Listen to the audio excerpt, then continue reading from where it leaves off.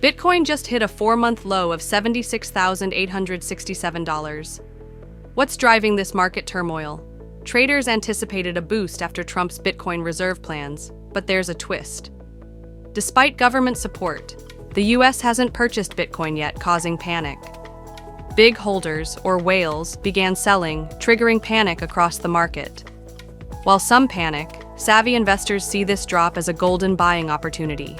For Nigerians, this dip could be the perfect moment to invest and buy Bitcoin.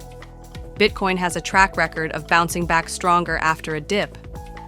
Traders and businesses accepting Bitcoin could benefit from buying at lower prices now. The big question remains, will Bitcoin recover quickly, or are we headed for a bigger crash? Share your thoughts in the comments. Don't forget to like and subscribe for more updates on Bitcoin and the crypto world.